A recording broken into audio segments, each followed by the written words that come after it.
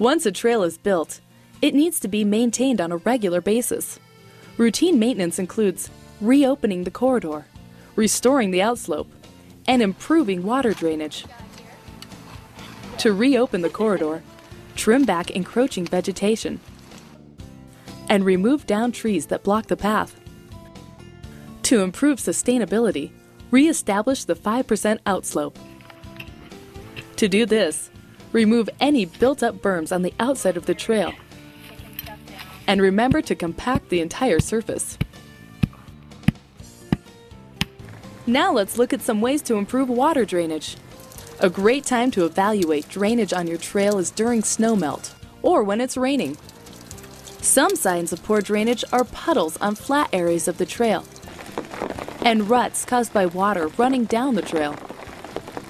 If you can't get out when it's raining, use a foam ball to evaluate water drainage. If the ball continues to roll down the trail, this indicates where ruts will form. If the ball stops on the trail, this is where water will puddle.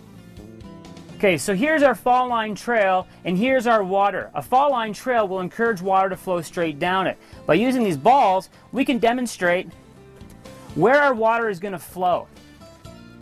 You might even find something tucked away in your pack that'll work. The traditional way to correct drainage problems is to use wood or rubber water bars, but they can be problematic. They often clog with debris and need constant cleaning. And some users end up going around them, widening the trail. Let's look at other techniques that will divert water off existing trails.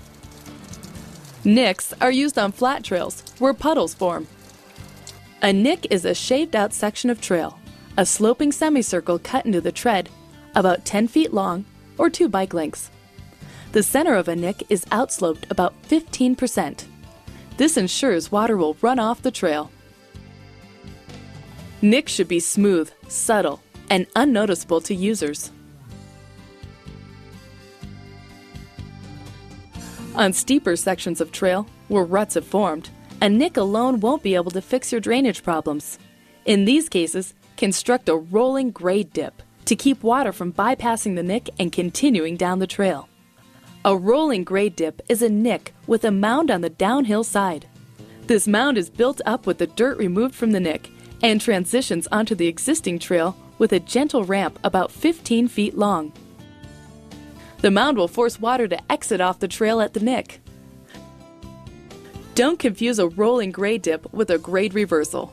They are very similar, but grade reversals are built into new trails.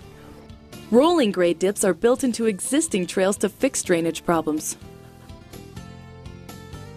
To maintain nicks and rolling grade dips, regularly remove any leaves, needles, and silt that have built up over the season. If rolling grade dips and nicks don't solve your water problems, maybe it's time to consider a reroute. When rerouting a section of trail, remember to follow the same design elements you used when building a new trail.